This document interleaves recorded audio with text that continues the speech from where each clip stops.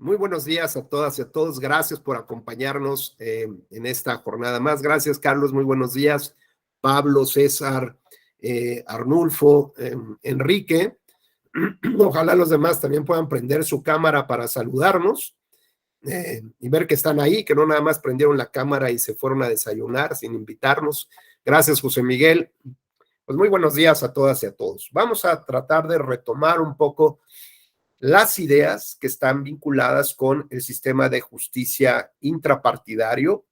El día de ayer hicimos un recorrido muy rápido sobre los distintos criterios y características también de la composición de un tribunal electoral para asumir decisiones muy valientes, honestamente, que van justamente, podríamos llamarlas hasta disruptivas de un sistema, de cómo ordinariamente se habían blindado las decisiones de los partidos políticos hacia lo interior, y el hecho de que el Tribunal Electoral se involucrara con o entendiera que los derechos político-electorales también incluyen los derechos de la militancia, pues esto nos empezó a dar justamente una sensación de irrupción en la vida interna de los partidos políticos, ¿no?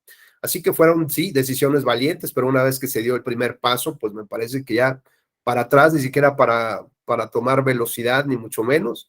Este tipo de decisiones, pues finalmente, hasta la fecha no han sido del todo bien recibidas. Tan es así que en las últimas reformas constitucionales y legales se establece que los tribunales podrán resolver cuestiones que están relacionadas con la vida interna de los partidos políticos, digamos, dentro de un marco de competencia mucho más cerrado, y siempre y cuando primero se agote una etapa previa antes de llegar al tribunal. Y esta etapa previa la constituye justamente la justicia intrapartidista o intrapartidaria, a partir de órganos de justicia que deben estar establecidos en su estatuto de cada uno de los partidos políticos, su proceso de designación, su composición, a lo mejor la derivación a un reglamento de integración, normas de integración de ese órgano y de funcionamiento como tal, o un lineamiento específico sobre medios de impugnación, quejas, denuncias, etcétera. Más allá de ello, le pediría de favor a alguno de sus compañeros o compañeras que nos hiciera pues que nos recordara un poco los temas que fueron como más relevantes o que le quedaron un poco más en la imaginaria, un poco de lo que platicamos ayer. No sé quién tenga la gentileza de participar esta mañana y pues recordarnos un poco qué fue lo que más le llamó la atención de la charla del día de ayer.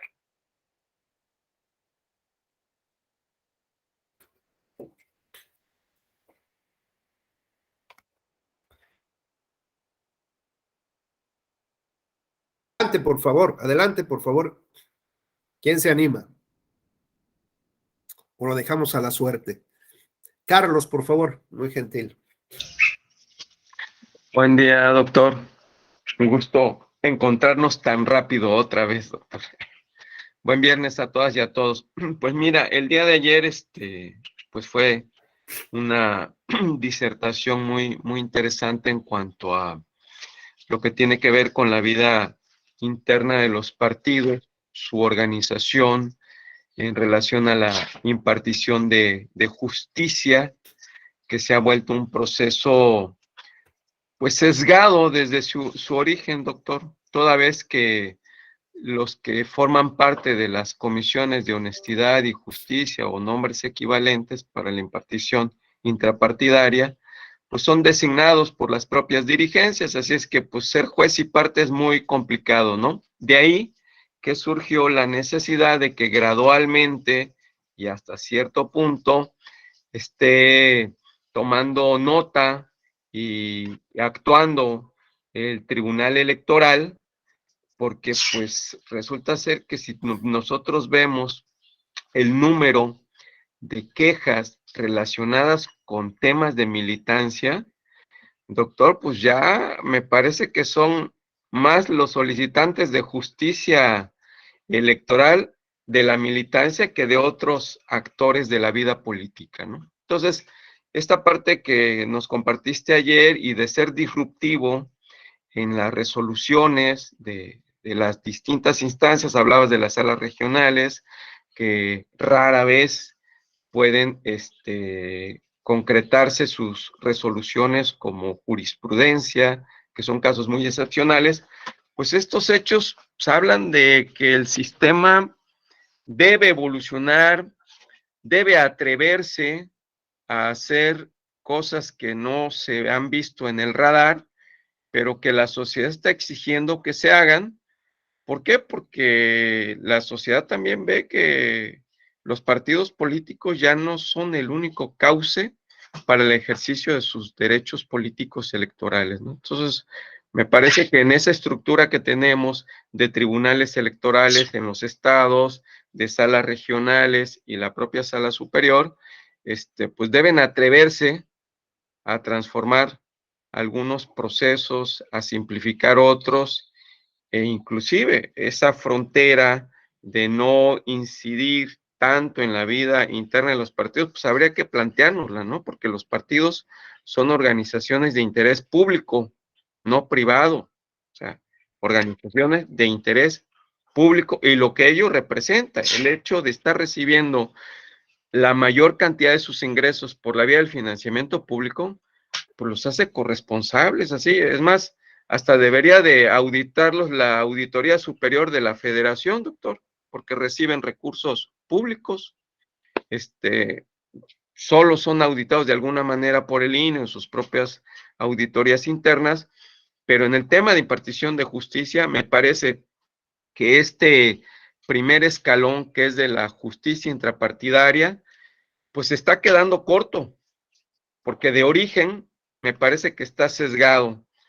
Tendrían que ser, ayer mencionas también un poquito esto, autoridades neutrales, pero ¿cómo tener autoridades neutrales dentro de un partido? Tendrían que ser personas que no fueran militantes a lo mejor para poder garantizar la neutralidad de esa justicia, una especie como de servicio civil de carrera en materia de impartición de justicia electoral asignados a los partidos, pues porque si no, pues es nada más dilatar el proceso y la militancia termina solicitando la intervención del Tribunal Electoral, doctor. A veces cuando te la hacen cansada dentro del partido, hay que aplicar el per saltum para poder tener acceso a la justicia, ¿no? Entonces, ese cúmulo de ideas nos genera, o en mí en lo particular, lo que les estoy compartiendo, y sí nos lleva a ir pensando otros escenarios. Por ahí, uno de nuestros compañeros, no sé si era Omar o alguno de ellos,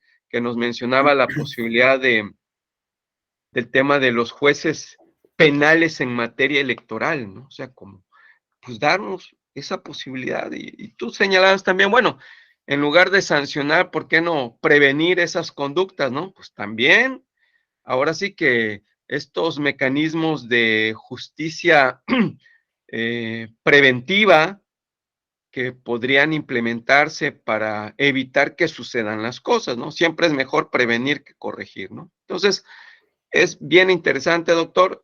Espero que la sesión de hoy podamos redondear y plantearnos escenarios posibles dentro de esta futura o ya la que tenemos en puerta reforma electoral, si pueda concretar algo y que genere un giro de tuerca en favor siempre de la democracia, doctor. Es cuanto, gracias.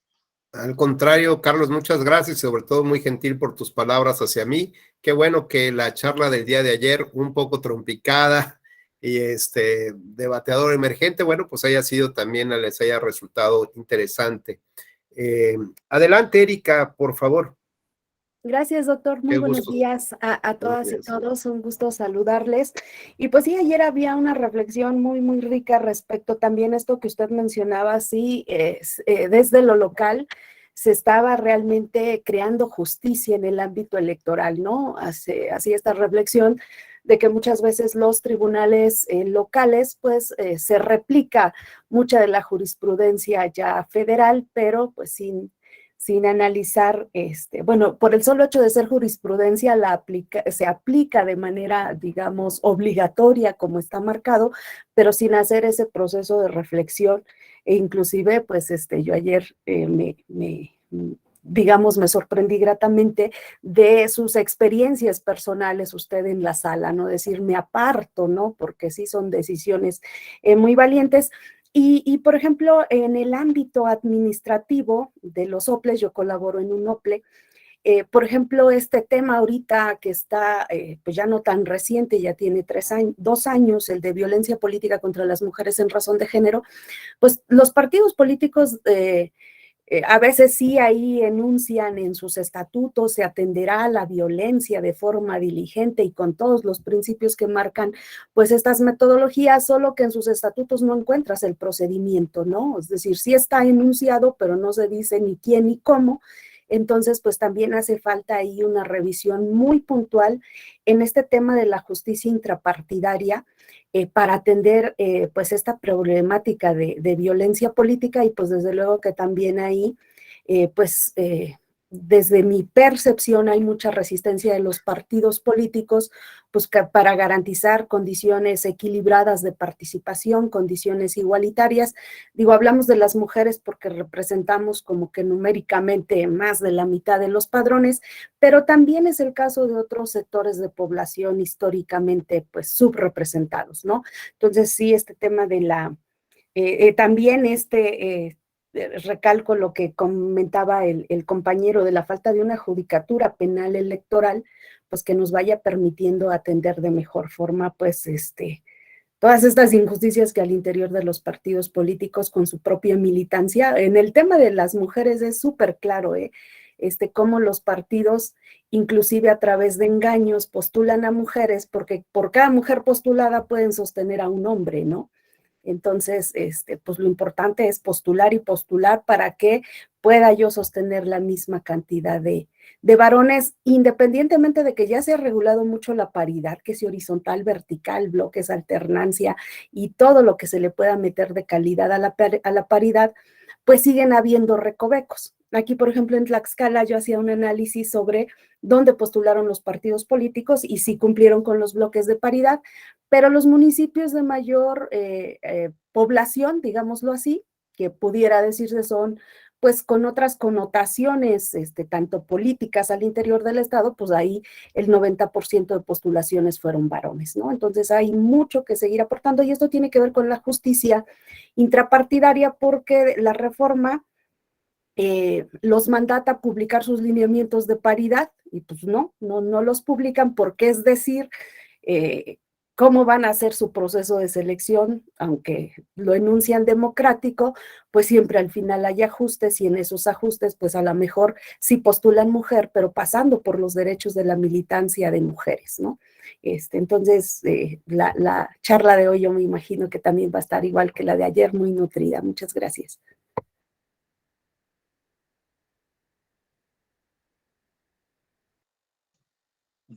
Tiene su audio apagado. Gracias. Muchas gracias por tu participación, Erika. Preguntaba yo si alguien más quería tomar el uso de la palabra y si no, pues avanzamos justamente con esta charla. Ezequiel, por favor, muy buenos días, adelante. Gracias, muy buenos días. Bueno, únicamente a recalcar una cosa que ya mencionó Carlos, que a mí me pareció muy destacable, que es la resistencia que hay por parte de los partidos, ¿no? Para que los tribunales interfieran en sus normas internas, ¿no? Y esa resistencia que ha habido, que durante mucho tiempo se les dio por su lado, que poco a poco han tenido que ir cediendo, al menos en la forma, el cumplimiento de ciertos, pues vaya, de ciertos requisitos, al menos formales, en sus procedimientos internos, para cumplir con estos criterios que se han ido marcando, pero que sí, efectivamente, ha sido una resistencia y ha ido que ir arrancando poco a poco más espacios y más la imposición de ciertos criterios mínimos en la tramitación de los procesos internos, ¿no? Que bueno, como bien lo decíamos, muchas veces son únicamente una forma alargar o de impedir el acceso ya al sistema ya de justicia electoral, únicamente retrasarlo mediante argucias que la tramitación de los procesos internos, ¿no? Yo recuerdo que poco a poco digo, seguramente nos podrá hacer el comentario más preciso, cómo se ha ido reformando la ley del sistema de medios de impugnación para ir estableciendo criterios mínimos, ¿no? También incluso en los plazos de resolución, incluso también internos, para poder permitir la resolución de los medios de impugnación ordinarios. Y bueno, nada más con relación al tema que acaba de comentar la compañera, del tema de violencia política de género, la ley del general de partidos ya obliga a que haya un protocolo como parte de los estatutos. Lo que no sé, y lo planteo como duda, es hasta qué punto los partidos políticos preexistentes a la ley ya lo incorporaron a sus estatutos, porque me queda claro que los partidos políticos formados posteriormente, pues ya han sido una obligación incorporarlos. Tengo muy presente uno de los dos partidos políticos locales en Jalisco, que tiene un protocolo bastante amplio, y por ahí también está un protocolo modelo de la OEA, si mal no estoy. Hay un protocolo modelo también muy amplio, que ya trae toda la cuestión procedimental, pero sí, me queda claro que los partidos nuevos sí lo incorporan. No sé hasta qué punto los partidos preexistentes ya lo han ido incorporando. Es cuanto, doctor. Muchas gracias. Muchas gracias, Ezequiel. ¿Alguien más? Bueno, pues avanzamos. Vamos a tratar de darle un poco de forma a esta charla. Vamos a, como siempre, les aprecio mucho sus aportaciones, porque de ahí es donde realmente nos nutrimos, vemos cuáles son las inquietudes, vemos cuál es la óptica, como dice Erika, desde lo local, ¿no? Cuál es la óptica macro que nos muestra Carlos, y cuáles son algunas precisiones que Ezequiel pues, establece con mucha agudeza, ¿no? ¿Dónde están los grandes temas hoy en día? O los grandes retos que se tiene en un sistema democrático. No solamente hablamos de un sistema de una militancia y de un partido político, ¿no? Porque finalmente recordar que esta gran estructura sobre la cual se asienta el concepto de democracia, pues es un sistema de partidos políticos, el sistema electoral, el sistema de los jueces independientes, un sistema de libertad de expresión, un sistema que permita la libertad de expresión, la libertad de información de la prensa, la formación de opinión pública, en fin, toda una serie de elementos que van justamente dándole soporte, le van dando una fortaleza importante a este avance o tránsito por vías democráticas.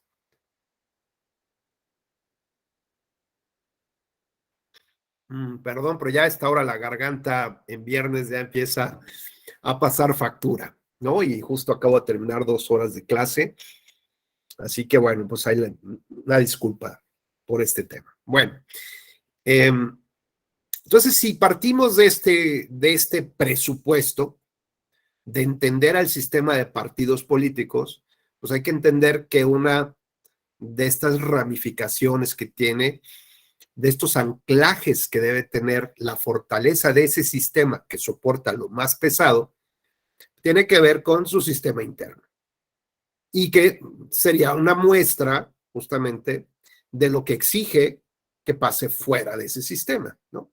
Es decir, con esta frase del juez, el buen juez por su casa empieza, pues un partido que exige condiciones democráticas, que exige estándares mínimos para estimar que su participación da la oportunidad para la alternancia del poder, da oportunidad a tener condiciones reales de participación, de confronta con los demás actores políticos, da la posibilidad de tener acceso a aquello que los otros tienen, porque tienen más años, porque tienen más participación en procesos electorales, porque tienen más financiamiento, por las razones que sean, pues deben de existir condiciones que medianamente me permitan darme un tirito con aquellos, ¿no?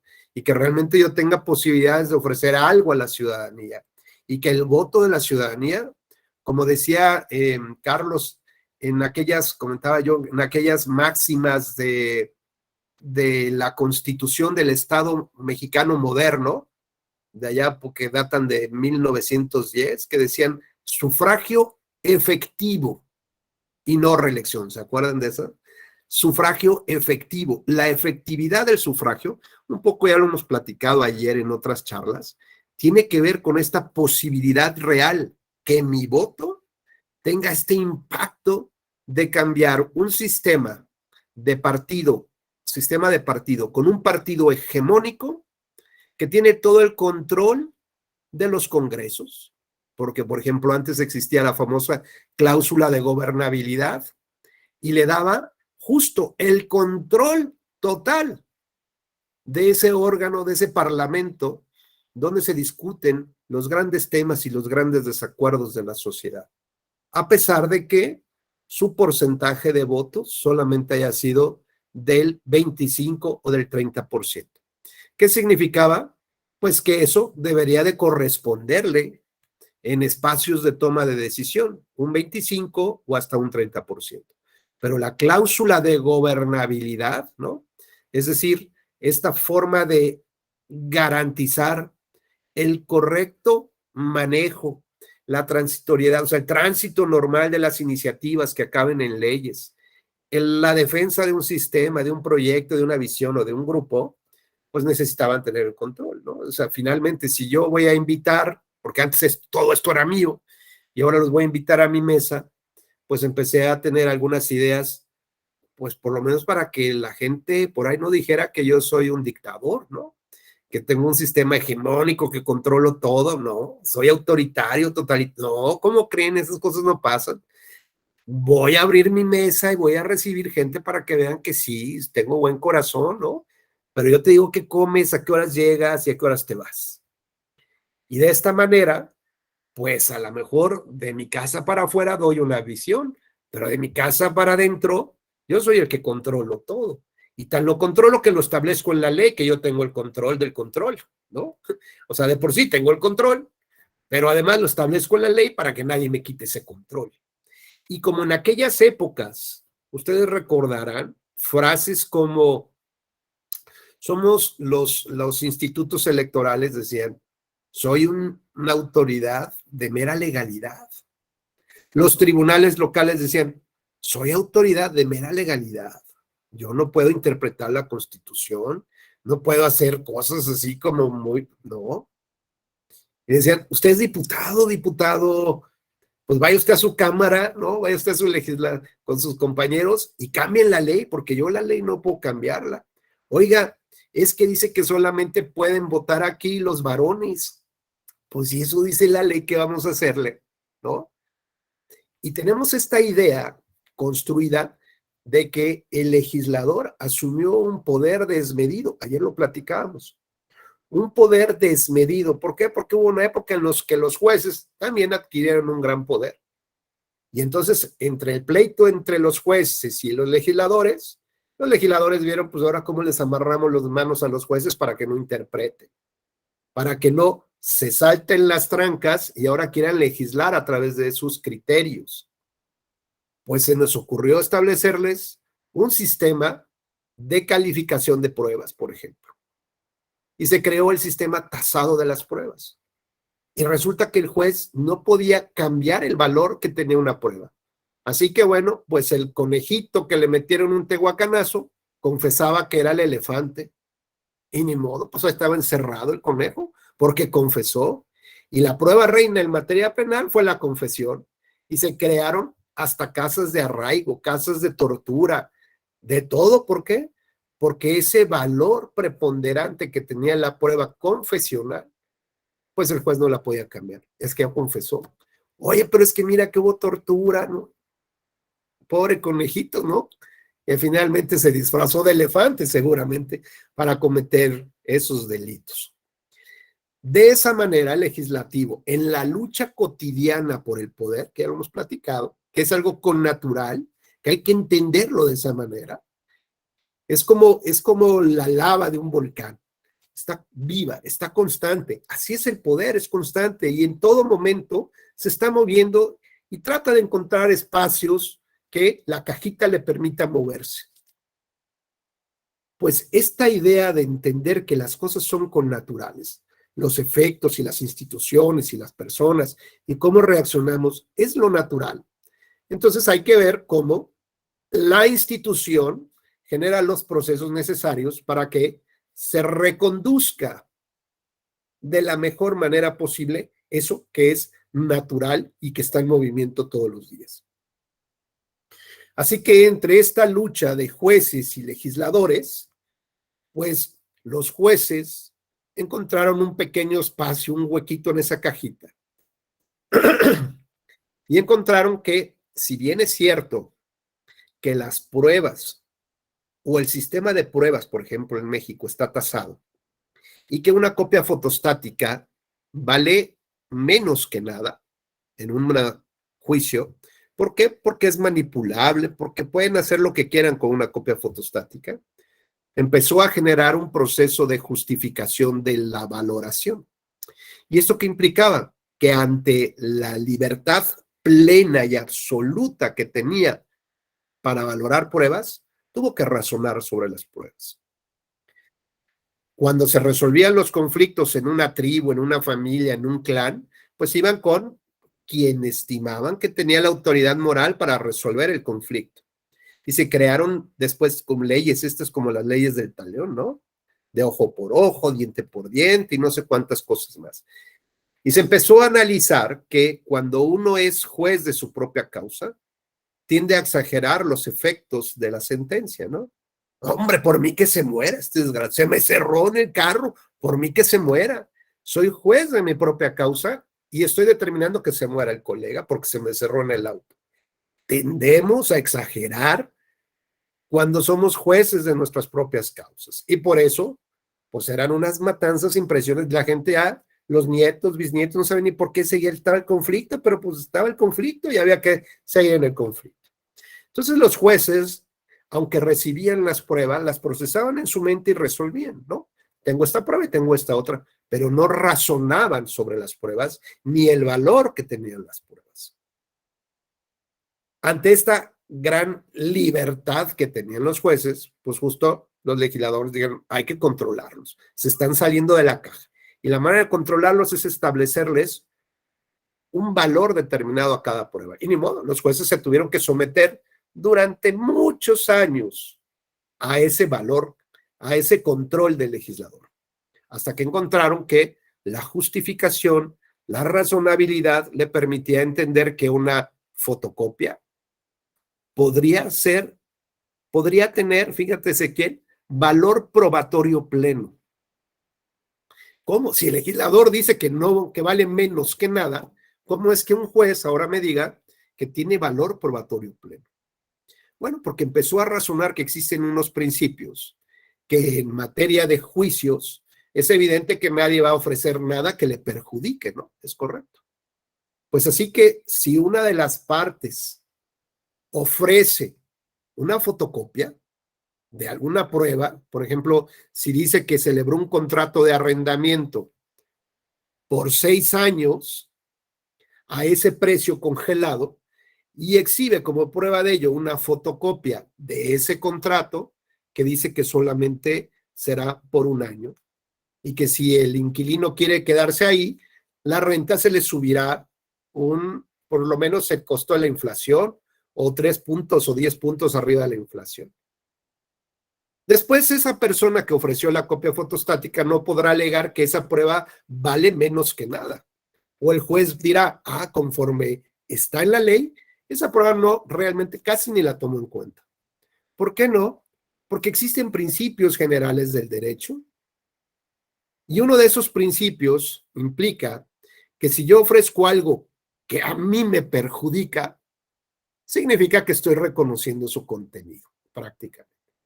Ese es uno de los casos claros del cómo el juez le da la vuelta y encuentra espacios para mover su poder de interpretación. Y a partir de ahí considera que con las razones puede encontrar la justa apreciación del valor de cada prueba, independientemente de que el juez lo diga. Y lo tenemos en materia electoral. Tenemos documentos que fueron emitidos por un notario que es fedatario público y que tendría ese valor probatorio como una documental pública. Y entonces llega un ciudadano, ¿no?, y dice, oiga, ¿qué cree? Fíjese que fui abducido por los extraterrestres, y le va tomando nota. Y después quiero que me dé usted una constancia de lo que venimos a platicar. Bueno, esa documental pública en otras épocas hubiera tenido valor probatorio pleno. ¿En qué? En quién la expide y en su contenido, porque no había razonabilidad sobre la prueba. Y entonces habría que creerle que ese hombre fue abducido. ¿Por qué? Porque lo dijo el notario. Y con las razones que entendemos, que lo único que hace prueba plena es que una persona acudió con el notario y le dijo una serie de cosas. Y nada más. Lo que dijo, pues es materia de otra prueba. ¿Estamos? Luego lo pasa con que, bueno, pues es que fuimos a denunciar el fraude electoral ante el notario. Y la pregunta es, a pesar de que viene en una instrumental pública y que tiene valor probatorio pleno, como lo dice el legislador, lo cierto es que lo único que tiene valor es que fue una persona a quejarse de algo con un notario y a decirle algo. Y eso es lo único que tiene valor probatorio pleno. Pero ¿cómo es posible? Dicen los partidos, ahí estaban las pruebas del fraude. Ahí están los instrumentos notariales del fraude.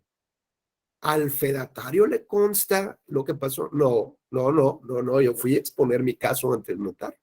Ah, pues eso es lo que vale la pena de este tema, que usted fue con el notario. Pero lo que yo le dije, lo que yo le demostré, pues nada, que eso, que le llevó una serie de papeles, de testigos, y nada más. Este punto que se los comento porque es la manera de cómo entender que realmente el poder está vivo en todo el momento, en todo lugar.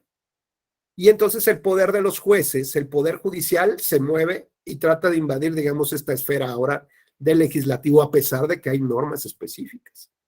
Y el legislativo contraataca y le dice al Tribunal Electoral, no puedes anular una elección si expresamente no está establecida la causa de nulidad, por aquello de la famosa causal de nulidad abstracta, ¿se acuerdan?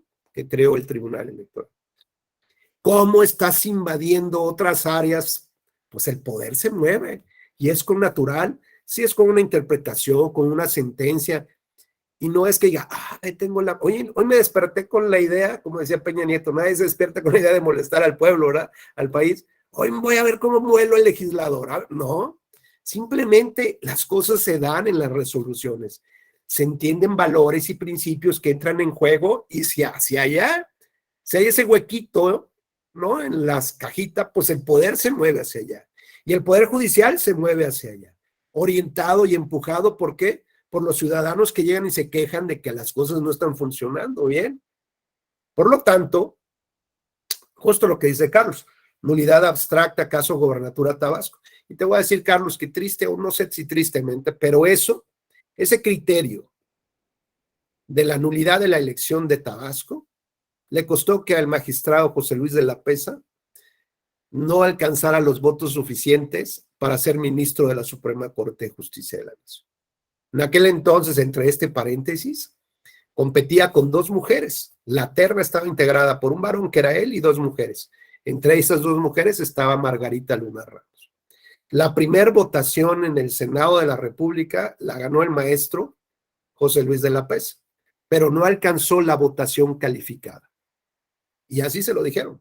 El tema fue que te están cargando el tema de la nulidad de la elección de Tabasco.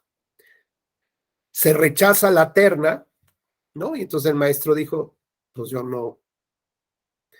no tengo ningún interés en seguir participando en un sistema así, que te castigan por aplicar la Constitución, por mejorar las condiciones democráticas. Y la verdad que el maestro de la Pesa, mire, una chulada de hombre de verdad, de principios, de valores, con una integridad intelectual, ¿no? Increíble, de verdad, de lo mejor que ha tenido este país como jueces y como magistrados. Y con toda la dignidad dijo, señores, ahí tienen su puesto en la Suprema Corte de Justicia de la Nación. Se fue, tuvo que cambiar, tuvieron que presentar otra terna integrada por las dos mujeres anteriores y una tercera más. Y de esa salió, bueno, como electa la ministra en retiro, Margarita Luna Ramos, que también hizo y tuvo un papel muy destacado en la Suprema Corte de Justicia de la Nación. Pero bueno, pues ahí están los costos de esas decisiones, Erika, valientes, ¿no? De lo que hacen los tribunales. Pero bueno, imaginemos si el magistrado estuviera pensando a futuro, es que quiero ser ministro, ¿no?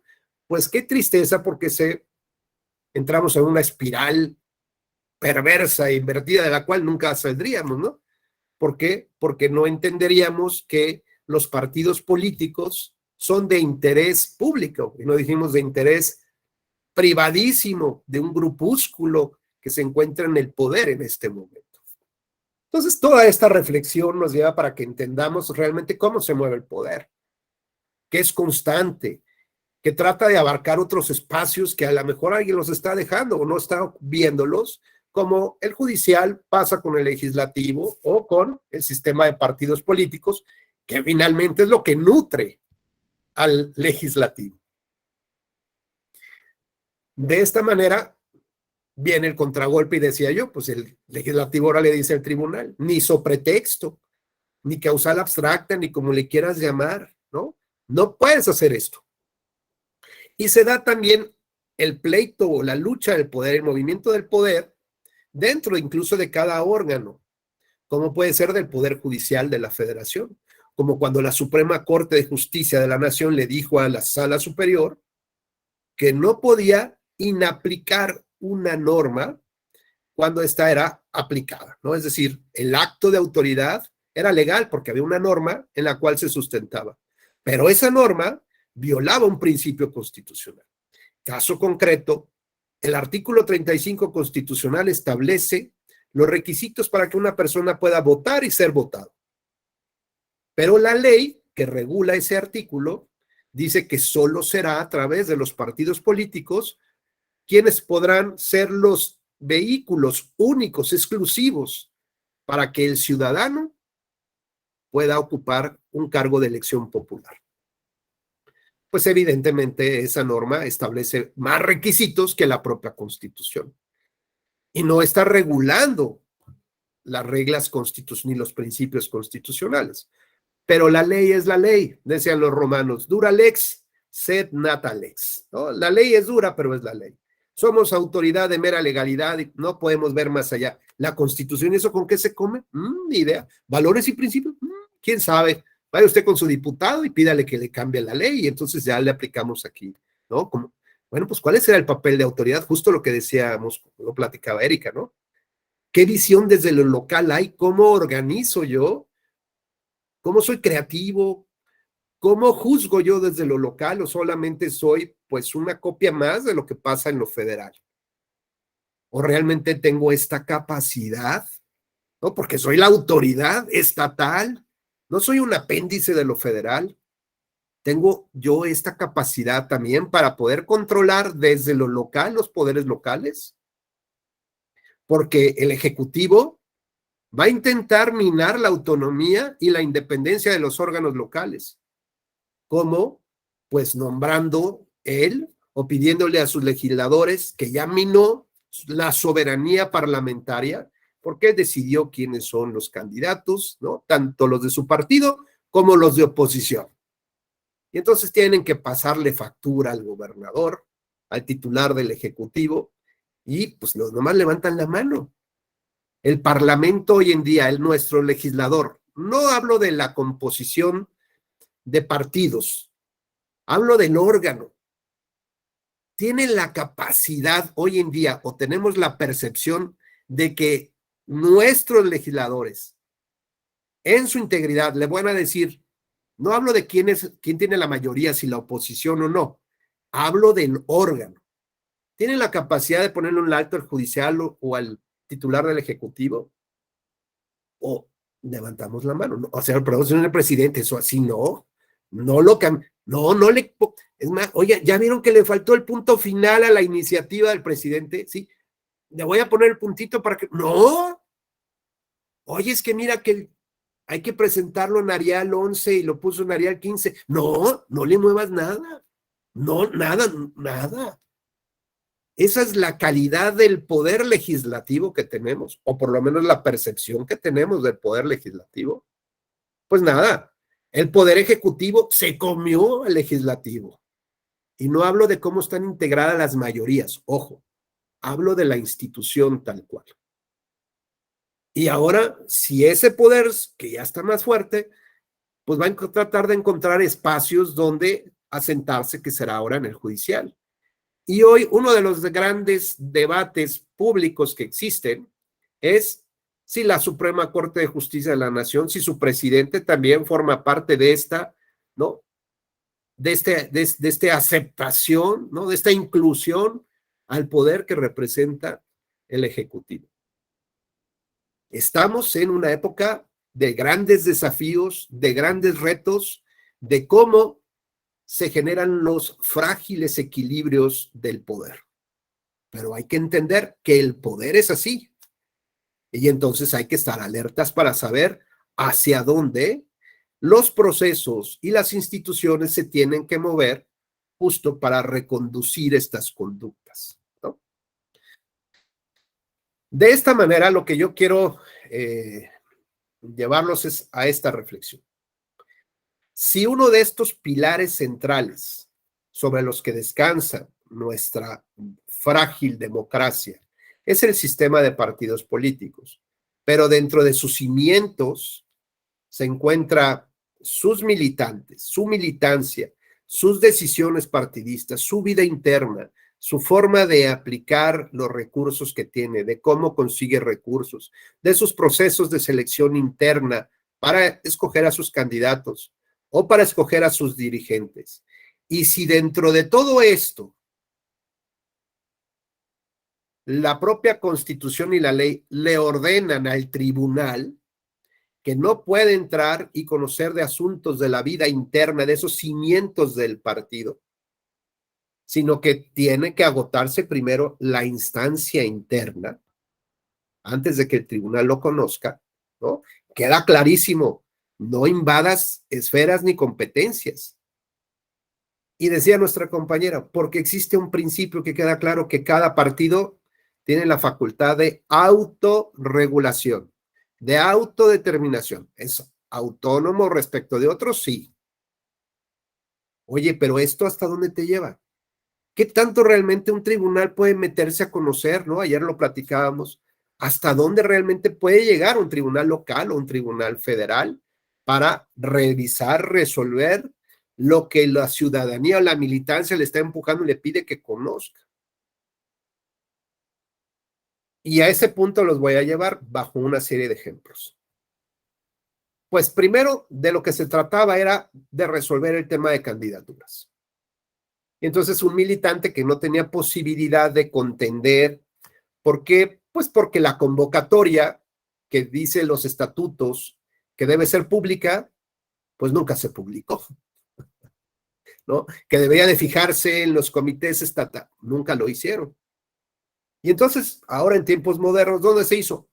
En la página del partido. Ah, ok, pues está bien, no se hizo físico, pero fue en la página del partido. ¿Cuánto tiempo se estuvo ahí? Pues estuvo 2 días el fin de semana. A ver, ¿en la lógica de quién? En la lógica de quién es que mi estatuto dice que, pues que yo considere cuál es el tiempo prudente, y yo considero que lo prudente son 2 días. Ajá. Y un tribunal resuelve lo prudente para que nadie se entere, ¿no? Lo prudente como para que, ¿qué? Es más, a lo mejor hasta lo publicaste nada más por taparle el ojo al macho, pero ya se había decidido quiénes habían presentado hasta los papeles, ya estaban hasta sellados antes de que sacaran la convocatoria. Y alguien pregunta, oye, militante, ¿me puedes decir a qué hora lo fijaste? Los estrados ahí de la oficina. No, pues esa información es confidencial del partido, no podemos por riesgo. Imagínate que los de enfrente se enteren, ¿no? Oye, pero es que es una obligación de transparencia. No, pues aquí estás mal, colega, compañero, ya te tocará tu turno, ¿no? Hay que seguir esforzándose y ahí nos vemos la que sigue. Entonces acuden a un tribunal y un tribunal dice, un partido está obligado a seguir indicaciones y reglas que están relacionadas con la transparencia. Un militante tiene derecho a saber quién es su dirigente. Pues es que hasta ahorita quién sabe quién es y quién toma las riendas, quién integra el Consejo Nacional. Nadie sabe. ¿Cuánto ganan? Nadie supo. Oye, ¿y cuáles son los procesos? ¿Quién sabe? Oye, que la convocatoria tiene que salir en tal fecha y no ha salido. Y luego pues ya no nos va a dar tiempo de hacer nada. No, bueno. Oye, ya estamos sobre los tiempos para el registro de candidatos. Ya faltan 3 días y no ha sacado la convocatoria. Hijo, pues no, tengo problemas, ¿no? ¿Por qué? Pues no hemos podido sacar la convocatoria. Oye, ya faltan 24 horas para el cierre de candidaturas.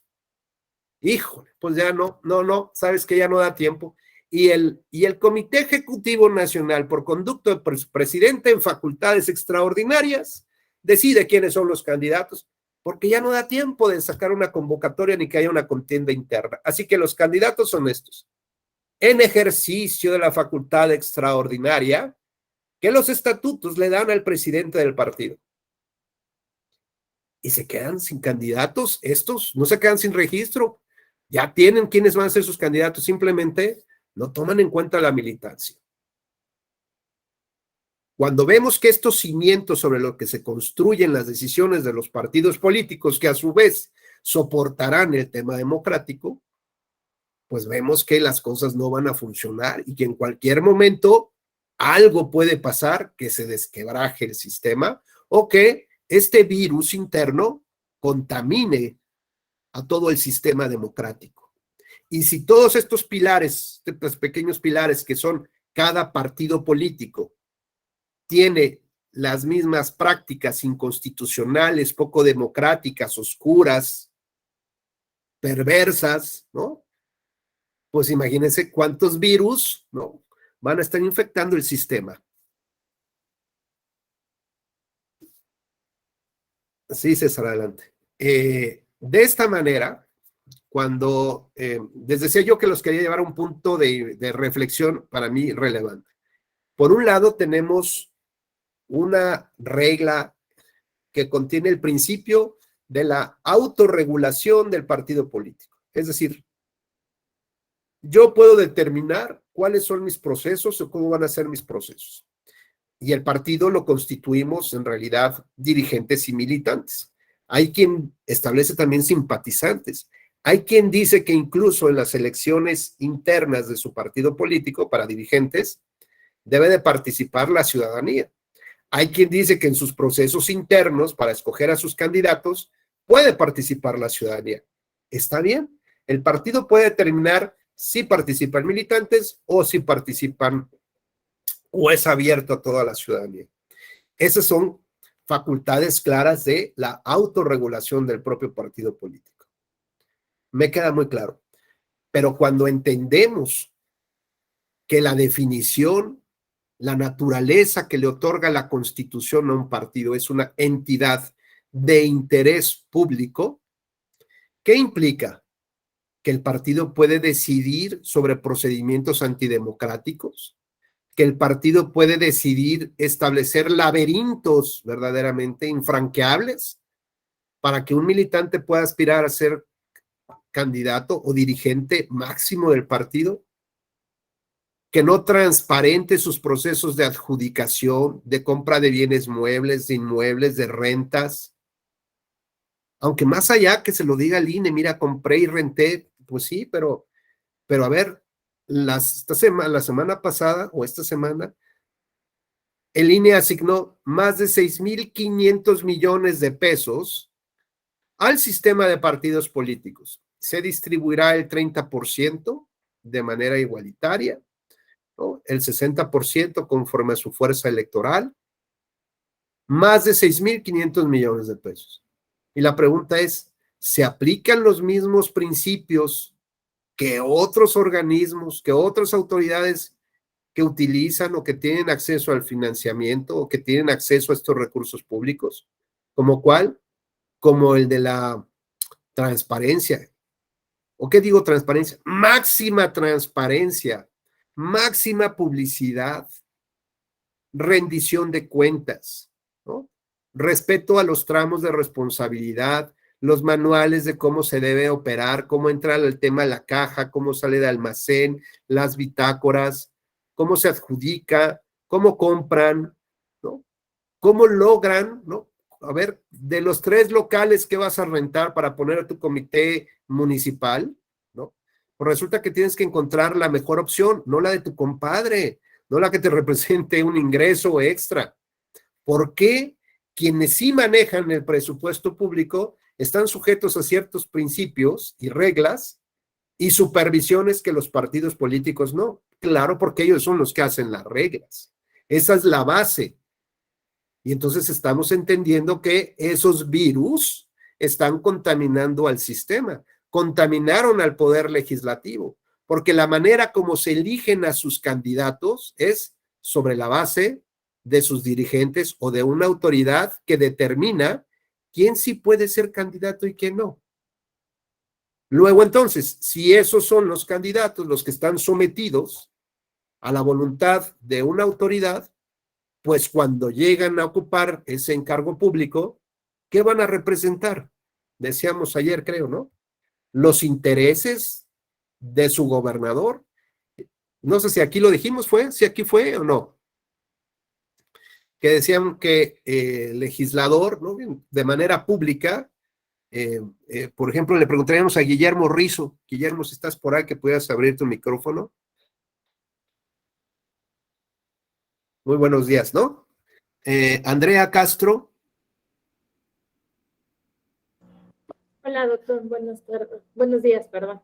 Hola, Andrea. Oye, Andrea, ¿tú de casualidad has escuchado en alguna ocasión que un diputado llega a decir que pues van a aprobarle esa ley porque pues es para apoyar a su gobernador, el proyecto de su gobernador?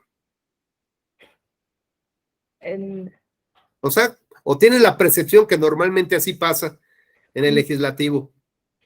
Los diputados afines al gobernador, pues digan, sí, por eso levanto la mano, ¿no? No le cambio ni una coma. Tal vez no lo he escuchado como tal, o sea, que digan, yo obedezco pero sí existen manifestaciones y creo que más ahorita que hay un líder que se nota demasiado y que lo ocupan para todo. Sí he visto, sobre todo en publicaciones en Twitter, incluso en denuncias que nos presentan sobre manifestaciones directas de su líder, que es un servidor público. O sea, sí hay manifestaciones que dicen, bueno, no, como tal no apruebo una ley, pero yo estoy con esta persona, yo obedezco a este cambio, yo obedezco así. Bueno, Andrea, yo he escuchado hasta porras que en el Congreso, ¿no? Le echan a su líder espiritual, a su líder moral, a cierto funcionario público, ¿no? Y les echan sus porras y aplauden y, ¿no? Y luego, por ejemplo, en alguna época, ¿no? Decían que hicieron un diputado, no me acuerdo si era diputado o senador, se apellidaba Roque Villanueva, ¿no? Y hasta le apodaron la Roque Señal.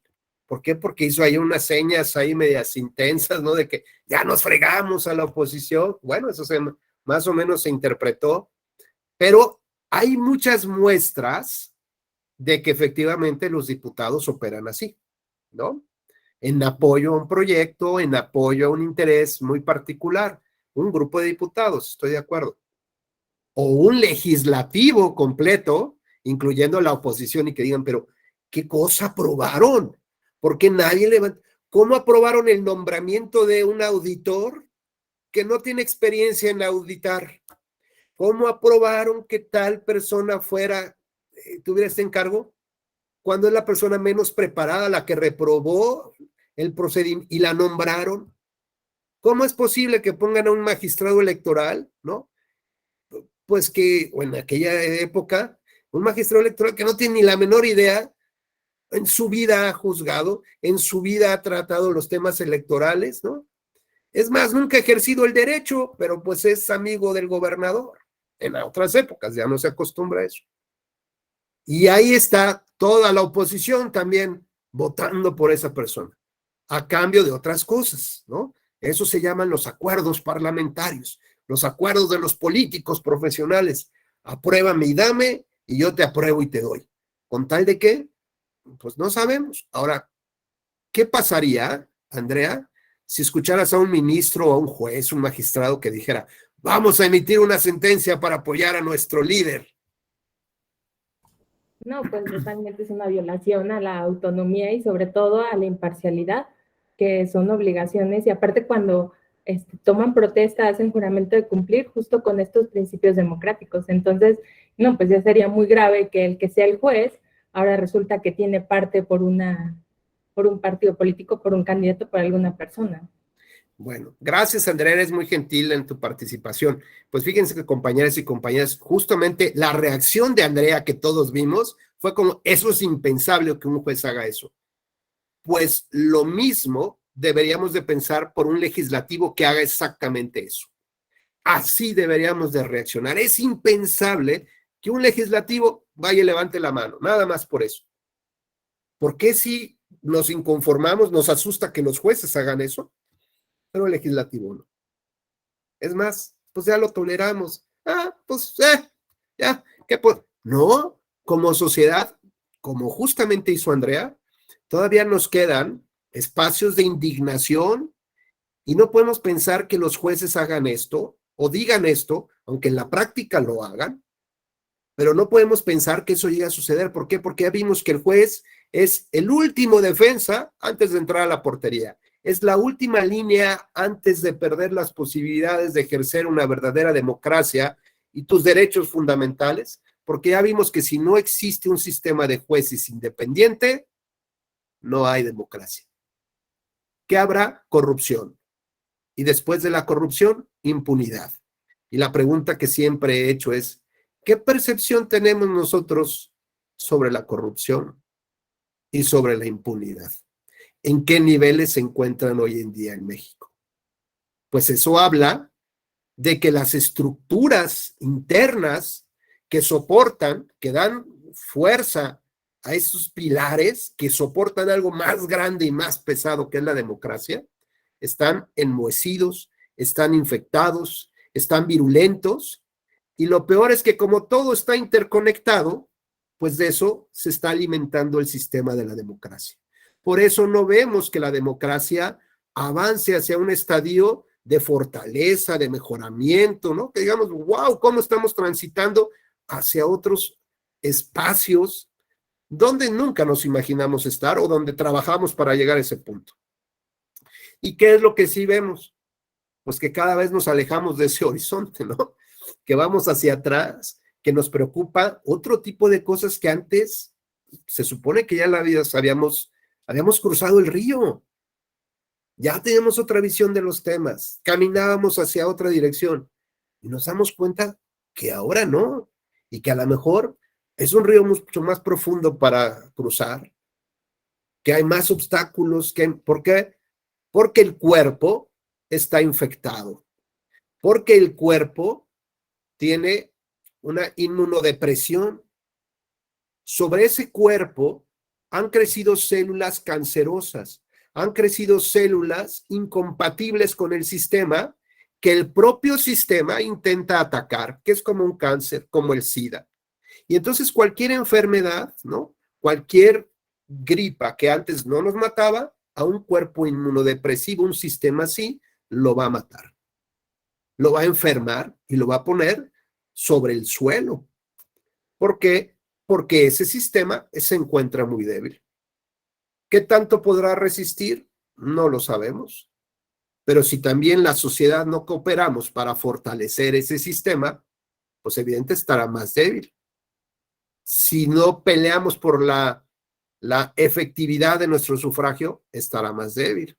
Y para que sea efectivo nuestro sufragio, desde 1994 hemos estado construyendo autoridades electorales autónomas e independientes.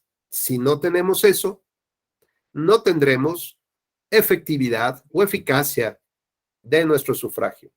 Si tenemos un sistema de partidos con un partido hegemónico donde desaparezca prácticamente los partidos de oposición, porque ellos quieren, porque no mejoran por lo que quieran, no habrá un voto eficaz para cambiar la realidad, transformar nuestras historias, ¿no? Caminar en otra ruta. No habrá posibilidad.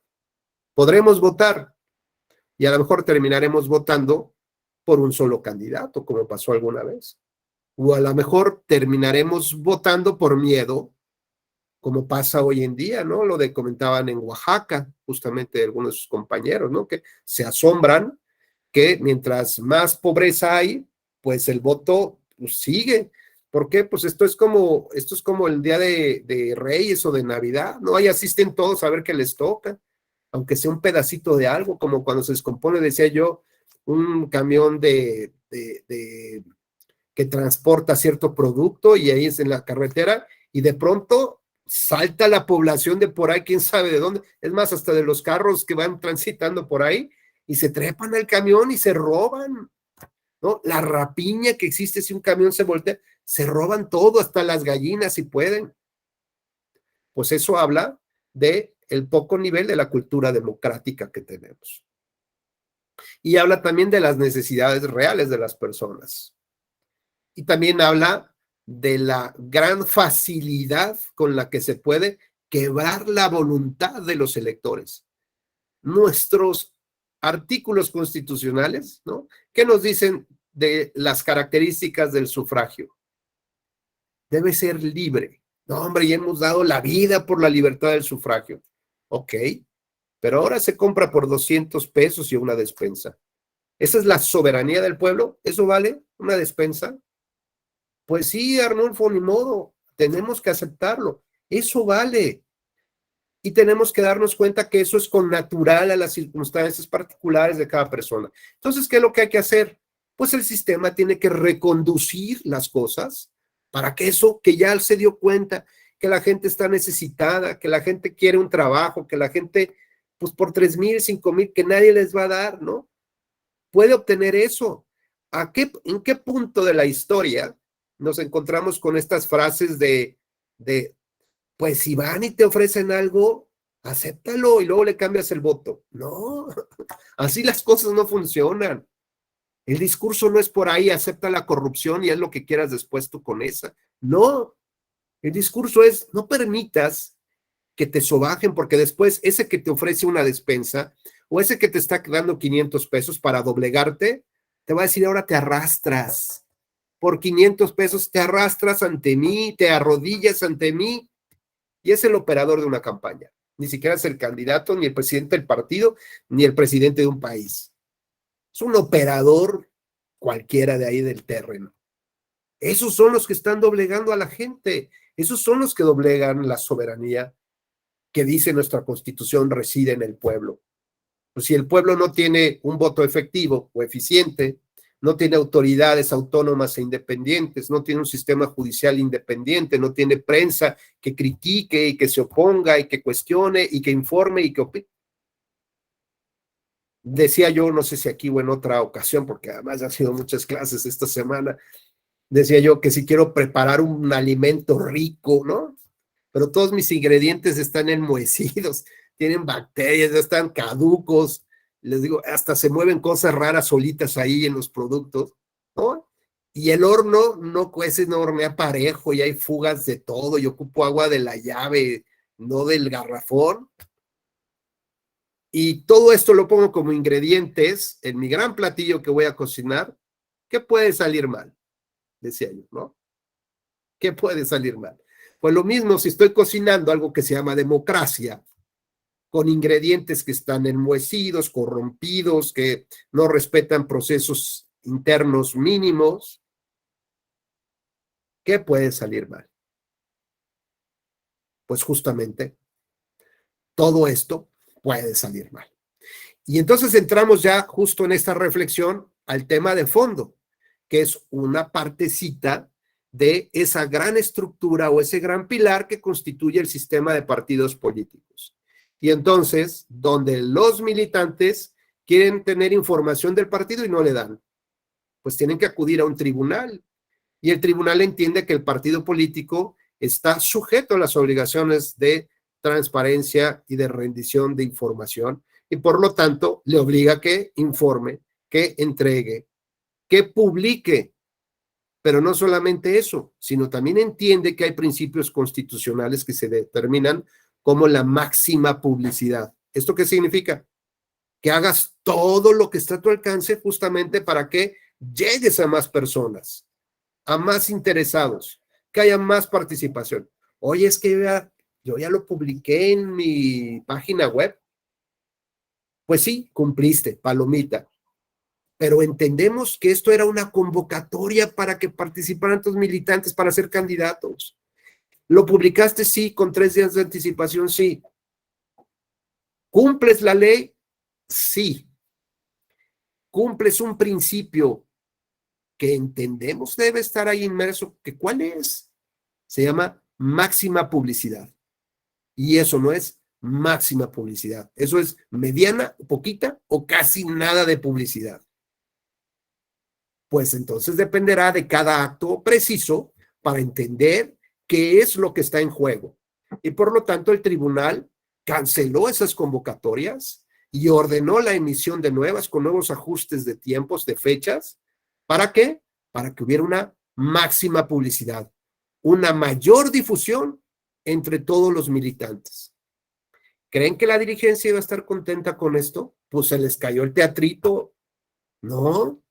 Me tocó, por ejemplo, en Sala Regional Monterrey, presidiendo la sala, que la presidencia del PAN ejercía estas facultades extraordinarias, porque como ya no daba tiempo de implementar los procesos de selección interna de sus candidatos, pues tomaba en cuenta una facultad que le establecía el estatuto, que era una facultad extraordinaria para resolver los temas de urgencia, y después tenía que informarlo al Consejo Nacional.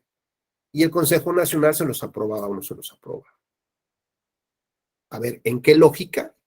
Nada más digan ustedes, ¿en qué lógica el presidente del partido, de ese partido, en ejercicio de esa facultad extraordinaria? Pues porque se iban a quedar sin candidatos. Aprobaba él quiénes iban a ser los candidatos y ya después les decía, oye, ¿qué crees? Pues ya escogí a estos porque nos íbamos a quedar sin candidatos. ¿El Consejo Nacional podía ejercer realmente una atribución, decir, no te acepto esos? Evidentemente no. Entonces habría que entender para qué era esa facultad extraordinaria. Pues para resolver los temas administrativos de la operación diaria del partido, pero no con la afectación de derechos fundamentales de sus militantes. ¿Y qué creen? Pues eso, pasó que la Sala Regional Monterrey canceló justamente, revocó esa convocatoria y, esas facultades, extraordinarias, el ejercicio de esas facultades extraordinarias y ordenó que abriera una convocatoria. Y si no daba tiempo, que el Consejo Nacional tomara en consideración por la responsabilidad de quien tenía la obligación de haber sacado la convocatoria en tiempo y forma. Bueno, ¿cómo creen que eso les cayó a los partidos? Pues pésimo, ¿no? Con las consecuencias que seguramente también le pasaron al maestro José Luis de la Pesa, pues después se las cobraron en otro momento, ¿no? Porque pues seguramente alguien terminó molestando, pero pues ni modo, uno está para eso y finalmente hay que tomar decisiones imparciales e independientes de cualquier presión política o interna como tal, ¿no? Bueno, ¿qué otros aspectos, por ejemplo, ha resuelto el Tribunal Electoral? Bueno, pues ha dicho que la militancia forma parte del conjunto de derechos político-electorales del ciudadano. ¿Por qué? Porque tenemos derecho a formar partidos, a integrar un partido político. Por lo tanto, la integración o el proceso de integrarse a un partido político, no solamente el de formar, sino incluirnos en un partido político, pues también forma parte de los derechos de la militancia. Y así como hay un derecho de acceso, tendría que haber un derecho de salida del partido político, ¿no? ¿Por qué? Pues porque no puedes irte a otro partido, ¿no? Y aquí te quedas y no vas a ser candidato a nadie. Tienes derecho a dejar al partido político. Entonces empezó a configurar el contenido del derecho de la militancia. Entonces no solamente era el derecho a ingresar, sino el derecho a salir. No solamente era el derecho a tener información, sino también a que el partido fuera transparente y que el derecho a la información no solamente trataba de, pues, tú me pides y yo te doy. Es más, no te tengo que pedir nada, debe estar en tu página, debe estar en tu información pública, porque además te obligan la ley de transparencia.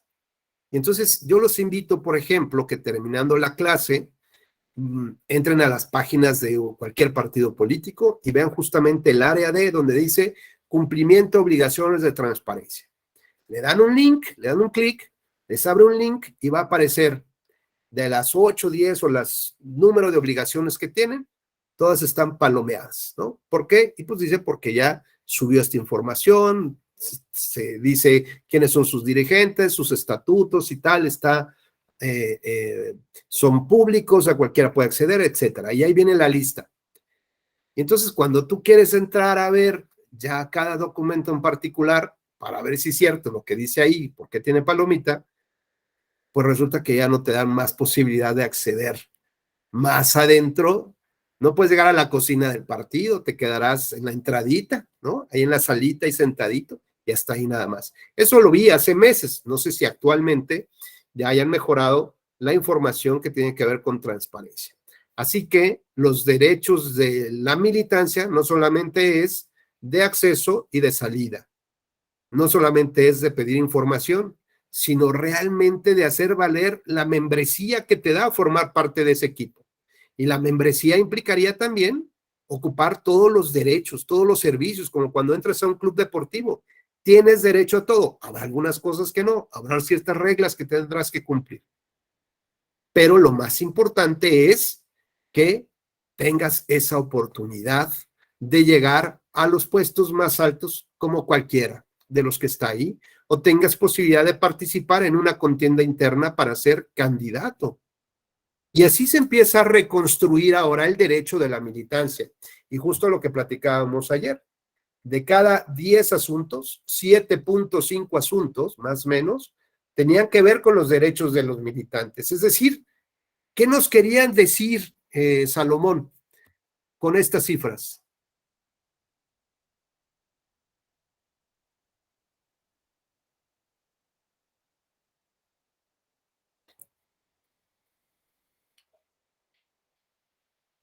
¿Qué lectura? Si puedes prender tu micrófono, gracias, Salomón. ¿Qué lectura le das tú a estas cifras? De cada 10 asuntos, 7.5 eran temas de militantes.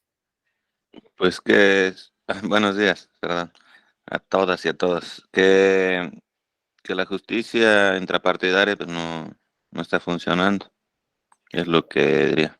Que ellos, que los militantes no sienten que se les está aplicando la justicia. Esa es mi percepción. Gracias, Salomón.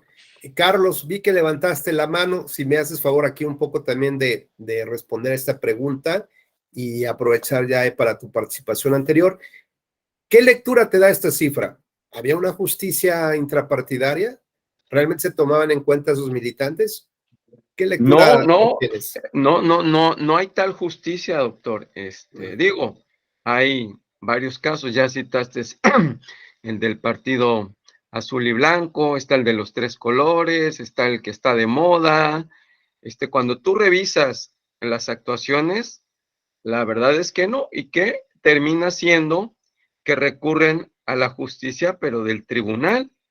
Fíjense que este último proceso interno que fue para elección de consejeros del partido de moda, pues internamente se habla de más de 477 solicitudes de justicia interpartidaria, doctor.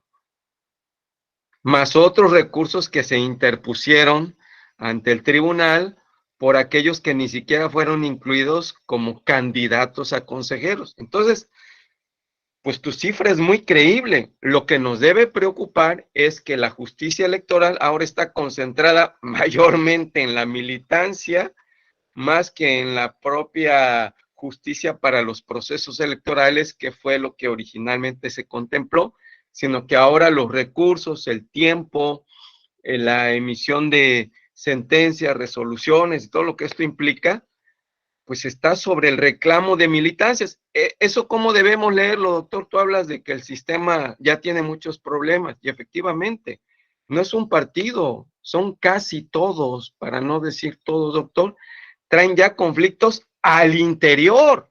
Ya no solo es la disputa de los cargos en los procesos electorales, sino que ves al interior, en el mismo partido tricolor traen sus broncas, en el bicolor igual, en el monocolor lo mismo, y cada vez es más la presión interna ahí en lo que son nuestras instituciones de interés público, doctor. Lo que yo no he escuchado hasta ahorita es que alguna agrupación política nacional esté entrando en litigios. Seguramente debe haber, pero no se compara con el número de problemas de militancia que hay en los partidos políticos, doctor, y yo creo que esa es una luz roja bien fuerte que yo te decía al principio de la clase hoy, que me parece que si los órganos de justicia intrapartidaria los van a integrar militantes nombrados por las propias dirigencias, pues la justicia rara vez va a ser efectiva, doctor. ¿Por qué? Porque va a traer el sesgo del interés de las dirigencias que nombraron a los integrantes de esta justicia intrapartidaria. Entonces, ¿para qué le ponemos un escalón burocrático si sabemos que va a fallar en favor de las dirigencias y quienes hagan legítimos reclamos que no vayan en la misma línea de la dirigencia, pues van a resultar desfavorecidos por estos órganos internos y tendrán que recurrir al siguiente escalón procesal para poder solicitar la justicia respectiva? Entonces nos vamos burocratizando, vemos que no está funcionando, doctor. Precisamente este partido que está de moda fue los últimos días de julio, el último fin de semana de julio. Estamos a 19 de agosto y por ahí leemos que la comisión, se llama Comisión Nacional de Honestidad y Justicia, no les ha resuelto, doctor. Y ya traen asambleas estatales para los siguientes fines de semana. Seguramente algunos tendrán que recurrir al per saltum, pero pues no está funcionando, doctor. Eso es lo que te podría decir. Y lo otro, para complementar mi solicitud de participación, fue la pregunta que hiciste en relación a los congresos, a los diputados, a los legisladores, que si habíamos visto o atestiguado algunos legisladores echándole porras y hablando en favor de su gobernador, no del gobernador de la entidad, como debería ser en forma institucional. Y sí, doctor, lamentablemente sí, yo he participado, inclusive he trabajado en algún congreso y soy testigo presencial, testimonial, de que algunos legisladores lo agarran la tribuna para arrodillarse, perdónenme la expresión, arrodillarse ante las decisiones del gobernante de dicha entidad y ¿saben qué? Aprueban los dictámenes así como para ganar méritos ante el gobernador. Fíjense qué actitud tan sumisa, tan poco profesional de algunos y algunas legisladoras, que así como, mira, gobernador, yo estoy impulsando esto, tómame en cuenta para cuando termine la legislatura, si me toca segundo trienio, me consideres para tu gabinete. O sea, se ve, se palpa. Y luego otra cosa que quisiera compartirles es que cuando entramos a la discusión de los presupuestos, por ahí del mes de octubre, noviembre, dependiendo de la entidad federativa, en la comisión respectiva de presupuesto, en comisiones unidas o la propia comisión, se empiezan a discutir las asignaciones presupuestales. ¿Qué creen que pasa? Ustedes dirán, bueno, solo está pensando el dinero para la salud, para la educación, para la infraestructura, capítulo 1000, nómina de empleados. No, ¿qué creen que se discute? Si para el siguiente ejercicio va a estar a discusión el nombramiento de presidente de la Comisión Estatal de Derechos Humanos, de algún magistrado de tribunal electoral, ¿qué creen? Se vuelven fichas de negociación, así como el martes y el miércoles de plaza, en donde la resolución presupuestal a aprobarse va a considerar las negociaciones si se le da a tal o cual grupo la presidencia de la Comisión Estatal de Derechos Humanos, un nuevo magistrado del Tribunal Electoral o algún otro cargo de los órganos independientes, constitucionalmente independientes en las entidades federativas, que también los hay.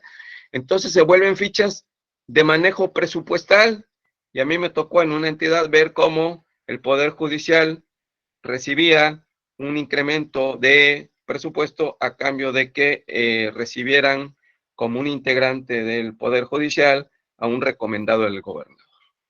Entonces, ¿saben qué? No solo no hay profesionalidad, no hay compromiso, no hay un estímulo real para construir democracia en el país.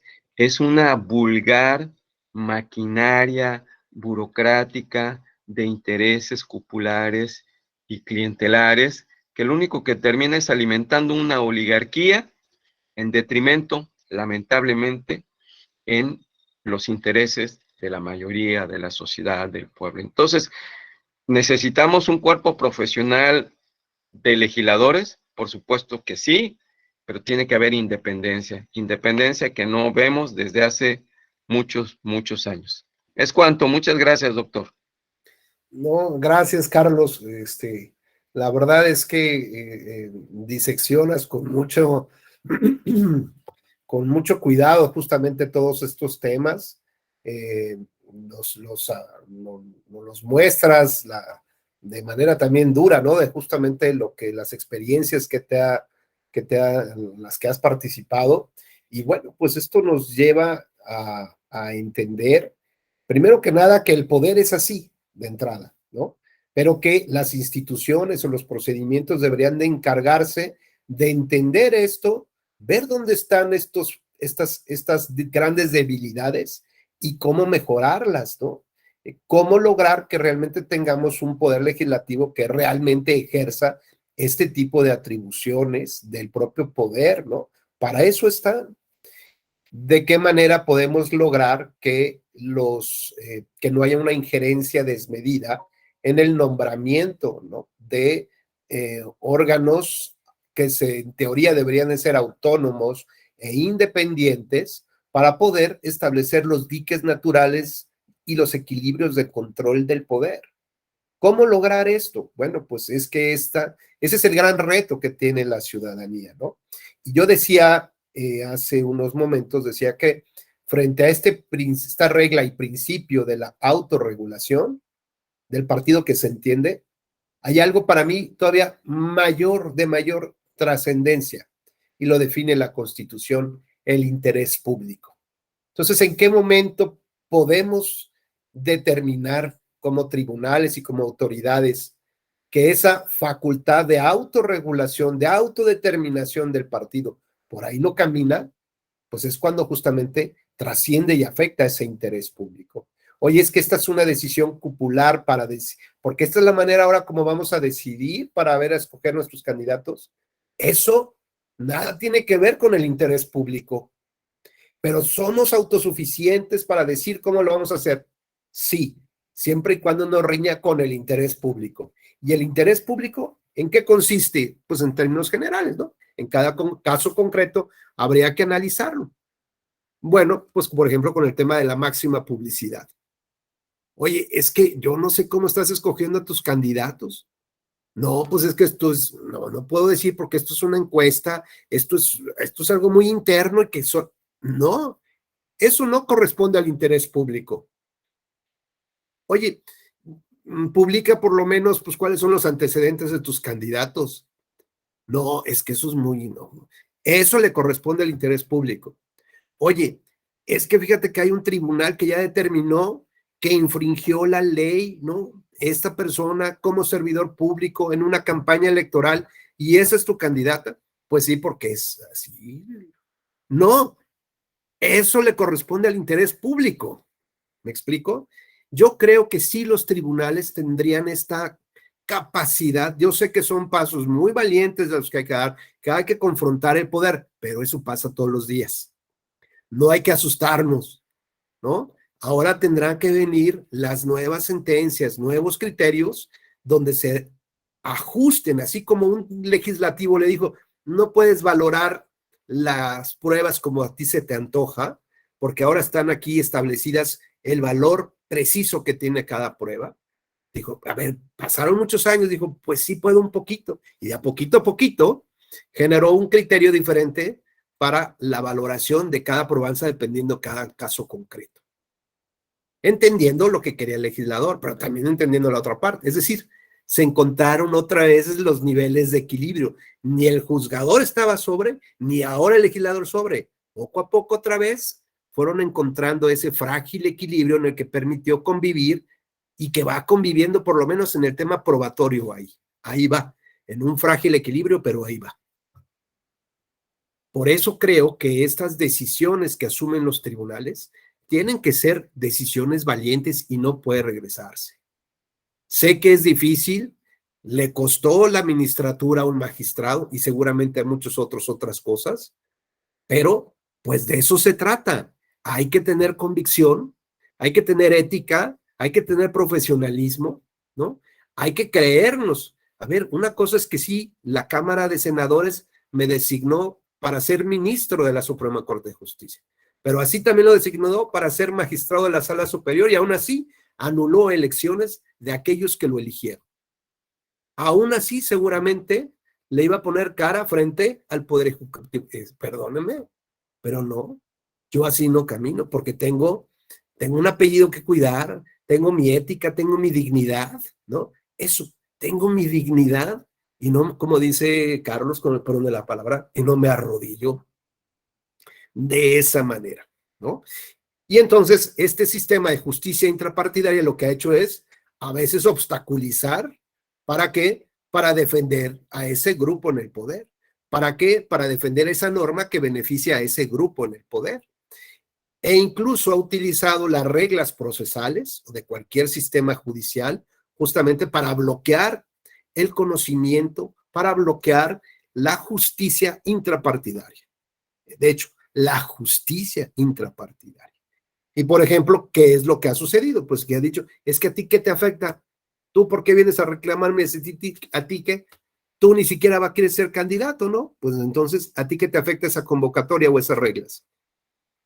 Y entonces han tenido otra vez que acudir al tribunal y el tribunal, por ejemplo, estableció este criterio de la acción tuitiva. ¿Esto qué significa? Que no necesitabas participar como candidato o tener interés para ser candidato para cuestionar la convocatoria.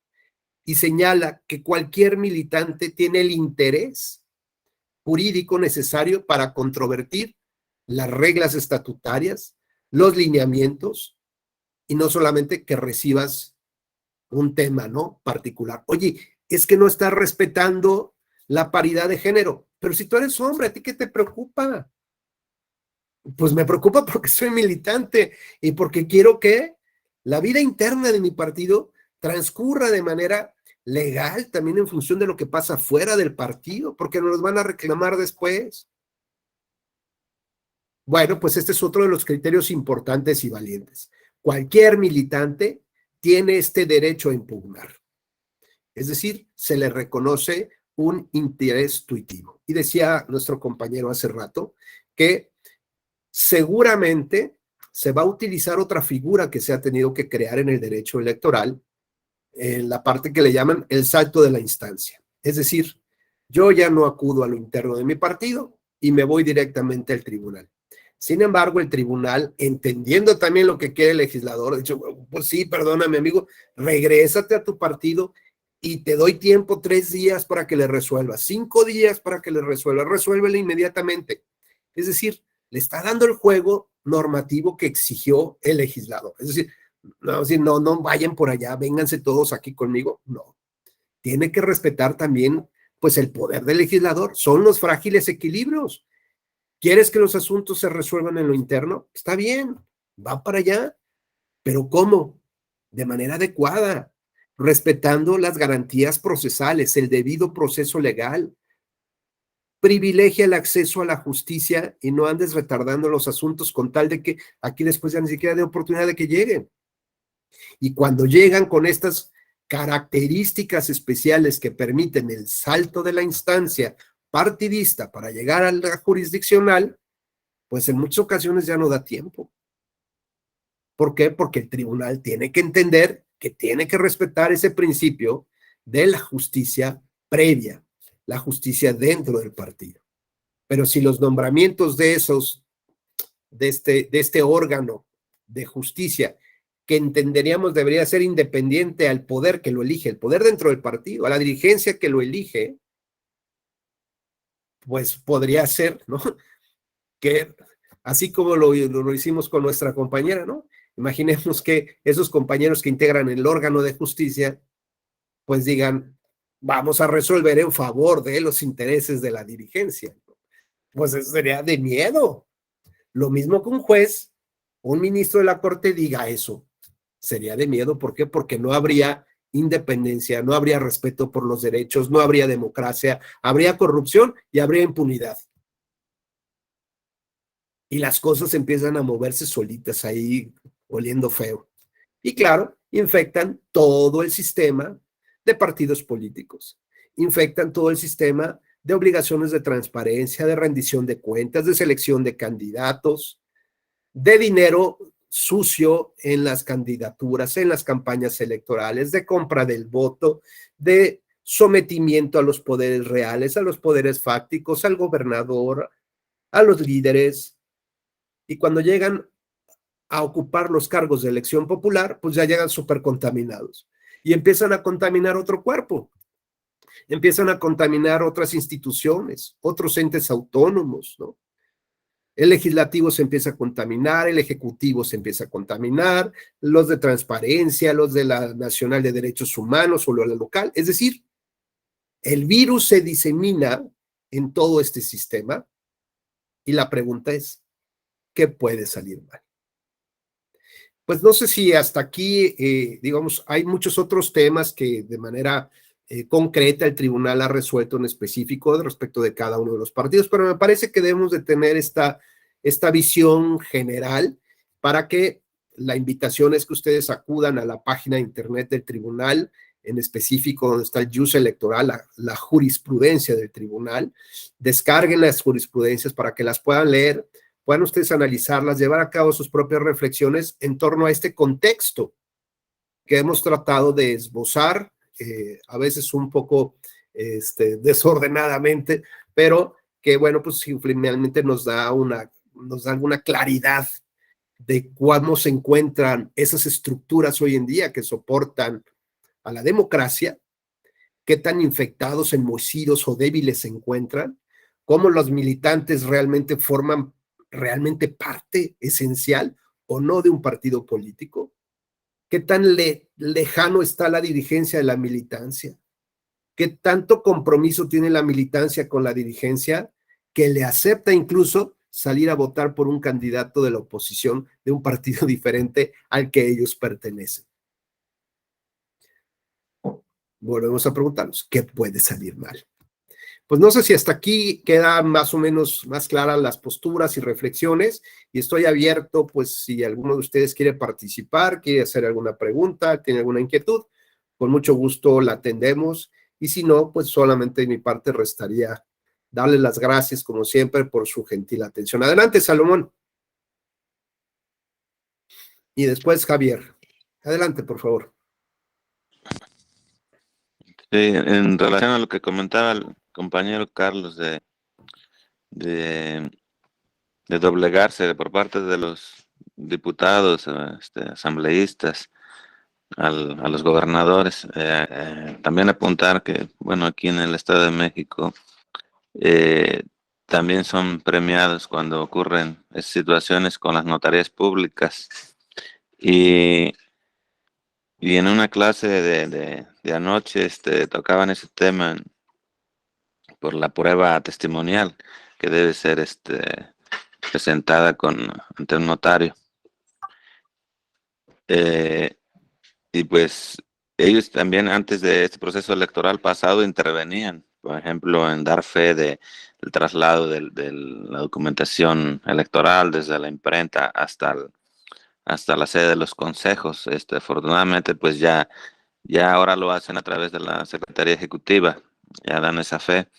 Entonces, ¿cómo es de que un cargo público que es facultad de designarlo el gobernador interviene en un proceso electoral?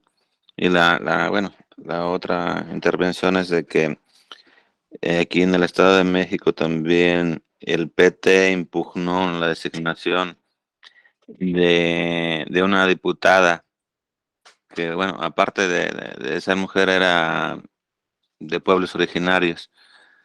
Impugnó para que un ex dirigente del comité estatal ocupara su lugar de su misma compañera, pues. Afortunadamente, pues creo que se resolvió a favor de la diputada, pero como vemos, o sea, el mismo partido que debería de privilegiar la paridad de género, pues atenta contra este avance. Gracias, doctor. Al contrario, Salomón, muchas gracias por compartir este dato. Javier, por favor, y luego Ezequiel. ¿Qué tal, doctor? Buenos días. Gracias por compartir su amplia experiencia y estas anécdotas interesantes que nos participe. Y buenos días a todas y a todos. Yo solamente aprovechando la coyuntura de estas reflexiones este repaso que nos hace un poco de la historia de cómo los partidos políticos, obviamente cuando ya sus candidatas y candidatos llegan al poder, pues buscan de qué manera evitar, ¿no?, que haya intervenciones de los órganos jurisdiccionales en sus actuaciones como partidos políticos, y que bien pareciera que esto son cosas que ya quedaron en el pasado. Simplemente poner en la mesa un ejemplo de que todavía existen estas prácticas, particularmente con el tema relacionado con los actos parlamentarios del Congreso de la Unión y sus cámaras, en la que la línea jurisprudencial, bueno, y la jurisprudencia de la Sala Superior ha establecido que sí se pueden conocer ciertos actos parlamentarios a través de la justicia electoral, y cómo se elaboró una reforma a la Ley General de Sistemas de Impugnación exprofeso para impedir que el propio tribunal pudiera seguir conociendo de actos parlamentarios. Es decir, los legisladores y las legisladoras se sintieron ofendidos, ¿no?, precisamente de que el tribunal se consideraran ellos que se inmiscuía además en los temas de esta naturaleza, y se reformó la ley general, no obstante que ya existía la jurisprudencia emitida por la propia Sala Superior.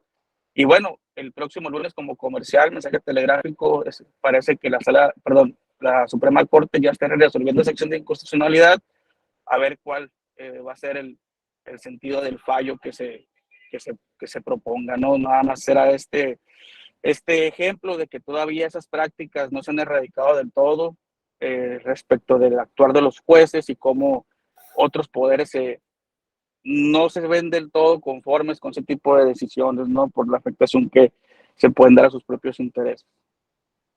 Gracias, Javier, muy gentil. Y le damos el paso después a Ezequiel y terminamos con Andrea. Adelante. Muchas gracias. Nuevamente, tratar de ser muy breve y muy conciso.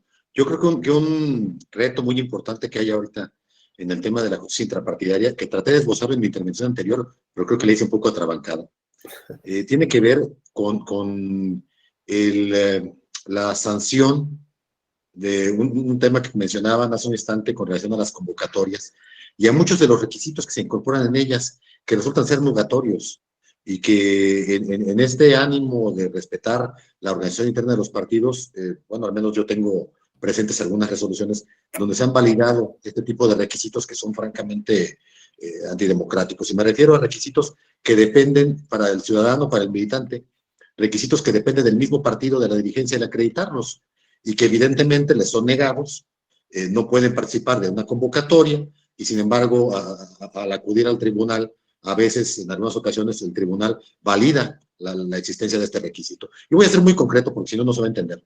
Me refiero a documento para acreditar la militancia, me refiero a la constancia para acreditar el pago de cuotas, por ejemplo. Específicamente, por ejemplo, en el PRI persiste un requisito que tiene toda la vida, que es el presentar las cartas de apoyo por parte de los sectores o organizaciones. y más recientemente se incorpora un requisito que es la acreditación del examen de conocimientos básicos de los documentos de los partidos, ¿no?